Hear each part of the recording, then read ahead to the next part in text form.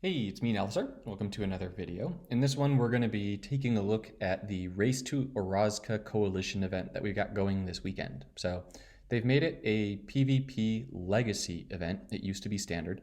And so with the Ixalan sets rotating out, we now get this as a legacy event. So this event has 5 nodes, and those nodes are on an 8-hour charge time. There are going to be permanent supports for each of the nodes. For this particular running of the event, really, they're going to be largely pointless just because they don't really impact the game very strongly. So the other thing to really watch out for is because this is legacy now, and many of the objectives, I was about to say most, but many of the objectives here are going to force us to make decks that slow ourselves down a lot. If you go up against a deck that is not playing to the objectives, or if you go up against a deck that's in a different node that doesn't have as prohibitive objectives, you may find that this will be a difficult event for you. So just keep that in mind going in. It's going to be a little bit of a difficult event. So the first node is white, so you have to use a white planeswalker. You need to win the fight. You need to cast 5 or less creatures during the fight, and you need to take 30 or more damage. So for the cast 5 or less creatures, really your best bet is to go with something that summons tokens, right? So you can just type in summon token, and you'll see a bunch of things that are going to summon tokens.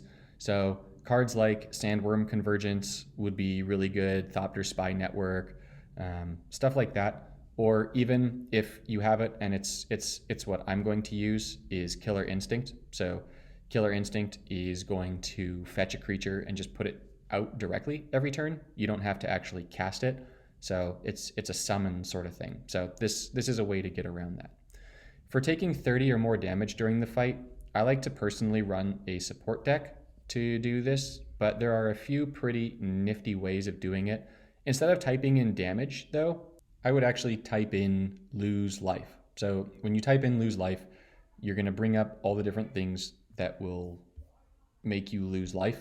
So a card like Bolas's Citadel is going to enable you to take that 30 damage really quickly. You can also go ahead, run a bunch of lifelink cards. That's going to help, and you just let yourself take damage. So in letting yourself take damage, but using a creature with lifelink, you'll make up some of the life that you're losing. In past runnings of the event, I was really high on Axis of Mortality. I used this to lose all of my life in a support-heavy deck, and this worked out really well for me. So if you have Axis of Mortality, you can make a white-blue deck that will ultimately go ahead and control the board very strongly and make you lose life. Bloodletter Quill is a great card for this node, just for the life loss. Ignore the playing creatures part because we don't want to cast creatures. Castle Lochtwain is another excellent option here, but you would want to be running a black planeswalker for this. So you've really got a lot at your disposal for this particular node. So I wouldn't worry too much about it. Heavy control and supports are going to be the way to go. That's what I'll do. For the blue node, this one, we need to win the fight, we need to summon 4 or more creatures, and we need to cast 5 or less spells. So once again, I'd go ahead and play a support-themed deck. I'm going to go to my Planeswalkers. The deck that I like to use is a Jace 2 deck because there's a lot of control that you have access to that you can just get away with playing next to no spells. So I like running something sort of like this for Legacy, just in that you're going to see a lot of token production, and so Leyline of Singularity is going to get rid of those, which is really nice. And then having removal in the form of stuff like Bolas's Clutches or like creatures like Hostage Taker is pretty nice. So if you've got creatures that can give you control or supports, then definitely do that. For black, you just want to go out and win the match as quickly as possible. So lose 5 or less creatures and then take 30 or less damage. The node is going to hit you for 1 every turn.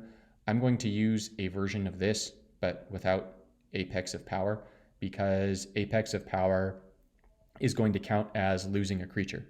So be careful when you play your decks and as you're building them to make sure that you get around that. Your best bet really here, though, is you want to play as heavy of control as possible.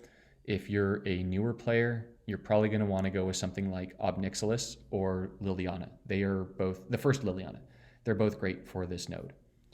For bottom right, red, this one, so this one's actually a really cool node. I don't currently have any Planeswalkers that I can do this with, but if you took advantage of the sale recently on Walkers and you got a new red Planeswalker and you haven't leveled them up, if that Planeswalker has 40 or less HP because they're a low level Planeswalker, you can just go ahead and immediately complete the survivor portion of the objective. And then all you have to do is cast 4 or more spells.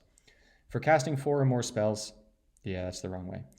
I like using stuff that makes copies or just lets me cast a ton of spells. So Hazard's Undying Fury is going to beat that spellcaster objective all by itself. So I'm going to be using this card. If you have it, I would absolutely use it. If you don't, then using things to copy spells is pretty useful. So I know I'm looking in big boy cards, but you go to copy and you use things that copy spells. So Kefnet is a good choice here. It's going to copy spells. Narumeha, same deal. Thousand Year Storm is very good for this. So just find a way of getting those spells pretty easily. The final node is the green node. This one, you need to kill 4 or more creatures, and you need to win the fight within 12 rounds. So the best card for this node is Dowsing Dagger. So you use this. No, silly. I'm on a roll here. Dowsing Dagger is only 4 mana.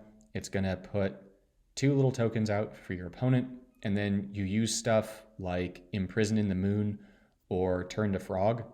So those are going to destroy a creature and put a token out in their place. And so in turn, you can just go ahead and chain destroy their stuff just over and over again. So Imprison in the Moon, this is amazing for this node. Turn to Frog, also amazing. Then the other option that you have is you could actually play it with black if you have the new Goat Dude, whatever. That's what he is, right? Goat Man, Clackbridge Troll. He's going to put tokens out for your opponent. So if you have ways of giving your opponents tokens or cards, that's a way of making sure that they have creatures out, because some people just like to make creatureless decks just to mess with you, but this way you can get around that. If you don't have the cards for that, then you just have to hope that you're running decent removal or berserker creatures or defenders or things like that to kill those creatures. But make sure the deck is quick enough and you'll be fine. So the rewards for this event are actually really good. So you can get quite a few yellow crystals just from progression, which is really nice. And you get some Ixalan boosters. And this is one of those events where you can earn 300 pinkies just for going perfect, which is really nice if you're in platinum, right? But even across the board, the rewards here are really good. So if you play any of the War of the Spark events or the new Eldraine events that are coalition events, this here is akin to like playing those 60 times. So yeah, definitely worth it. Coalition rewards are nice too. So if you have time, you should definitely play this event. I hope that this little brief introduction is helpful for you. I will be putting together my Achieving Perfection series for this. So thanks for watching, and I'll see you in the next one.